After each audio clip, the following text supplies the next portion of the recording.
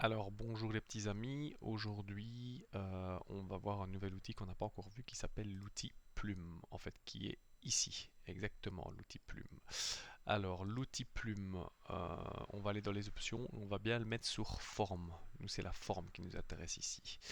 Ok, et on va pas mettre de fond ici, on va pas mettre de contour, donc si vous avez ça, vous enlevez.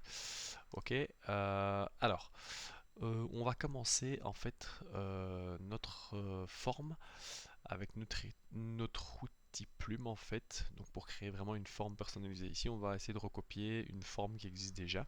Vous voyez, je vais essayer de la refaire parfaitement. Ok.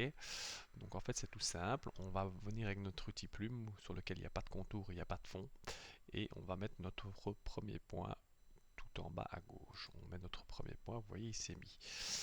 On clique simplement une fois. On met le deuxième point en haut et ainsi de suite. On met notre troisième point et là on a placé nos trois points. Alors, c'est ici que ça va un peu se corser. Quand on doit mettre le quatrième point ici, vous voyez que forcément c'est plus droit, l'angle est un peu différent et donc du coup on va devoir faire une manipulation un peu différente. Pour ce faire, vous cliquez mais vous maintenez votre doigt sur la souris et vous étirez, en fait vous allez voir deux petites boules qui vont apparaître, vous étirez, alors étirez de manière verticale, pas horizontale parce que sinon ça va faire, vous voyez, un arc de cercle. Ok, donc vous étirez de manière verticale. Ok, une fois que c'est bien étiré, vous relâchez et vous appuyez sur Alt. Alors Alt, ça va nous permettre de prendre l'outil convertisseur de points et de pouvoir modifier cette fameuse petites boules qui sont apparues en fait mais de manière individuelle. Et donc en fait ces petites boules ça nous permet de définir l'axe vers lequel va se diriger mon tracé quand je vais placer mon futur point. Ok, donc là je vais le mettre sur la droite forcément et je vais relâcher. Ensuite je vais mettre un deuxième point, c'est notre cinquième point pardon, plus ou moins à cette hauteur-ci et toujours je vais maintenir ma souris et étirer les points, vous voyez comme ceci. Et ainsi de suite. Je vais en remettre un sixième ici et ainsi de suite. Je vais étirer pour faire un bel arc de cercle. Je vais encore en remettre un ici. Alors ça sert à rien de mettre 15 000 points. Ça sert à rien vraiment d'en mettre de trop parce que sinon ça ne fonctionne pas aussi bien. Ici je vais en remettre un et pareil. Je vais étirer, mais alors ici forcément je vais encore devoir utiliser la fonction Alt pour changer la direction de mon point. Ok, et je vais venir fermer ma forme avec le petit rond. Vous voyez, il y a le petit rond blanc qui me dit que je reviens sur mon point de départ et qui me permet de fermer ma forme. Je ferme ma forme. Voilà. Alors, vous pouvez observer que malheureusement mon tracé n'est pas parfait. Hein. Vous voyez, il y a des zones ici où c'est pas parfait. Alors je vais pouvoir venir indépendamment du fait que mon tracé est terminé, je vais pouvoir venir modifier certains points, voire peut-être même en supprimer. Alors, quand je vous disais tout à l'heure qu'il y avait trop de points, ici pour moi il y a un peu trop de points. Le point qui est ici est de trop. Donc ce que je vais faire, c'est que je vais le supprimer. Alors pour le supprimer, il y a une manière très simple, c'est qu'avec l'outil plume, quand je vais dans l'outil plume, il y a moyen, si vous allez un peu plus bas là, l'avant-dernier, vous avez suppression de point d'ancrage, et donc je peux supprimer un point d'ancrage, et je vais simplement le sélectionner, et je le supprime, voilà. Déjà, je trouve que c'est déjà beaucoup plus facile. Ce sera beaucoup plus facile à régler.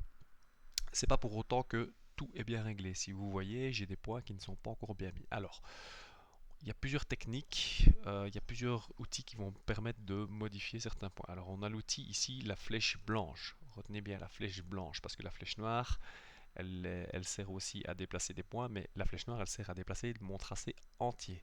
Alors que ma flèche blanche, elle va me permettre de déplacer les points individuellement.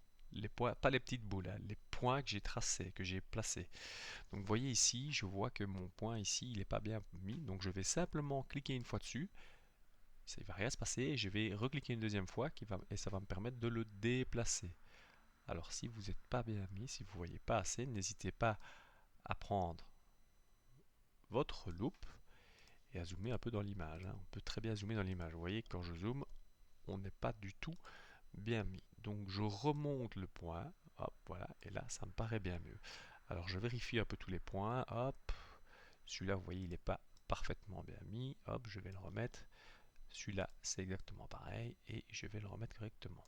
Ça va, je vérifie un peu tous les points, et les autres me paraissent bien mis. Alors, maintenant qu'est-ce qu'il faut faire? Ben, on va retravailler la courbure en fait. Et donc pour retravailler la courbure, on va faire pareil. Sauf qu'on ne va pas utiliser la flèche, notre fameuse flèche blanche, mais on va utiliser ce que je vous ai dit tantôt, le convertisseur de points, ok, qui est ici.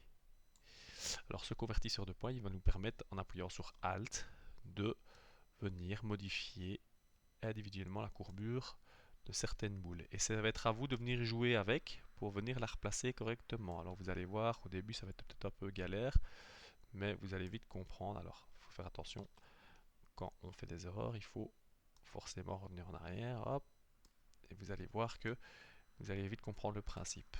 Hop, ici, je la remets un peu plus droite, et ainsi de suite. Et donc grâce à cette technique, on va pouvoir recréer des formes ou créer des formes nouvelles, hein, c'est selon. Ici, moi je recrée juste pour vous montrer. Et vous voyez que ici, ben, je peux recréer. Alors, il ne faut pas aller trop vite. Des fois, on va un peu trop vite. Vous voyez qu'ici, je suis en train de recréer complètement la forme,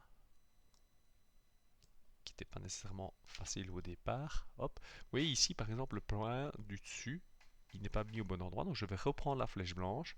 Je vais cliquer une fois, deux fois, et je vais le redéplacer. Et là, normalement, ma forme devrait plus ou moins être bonne.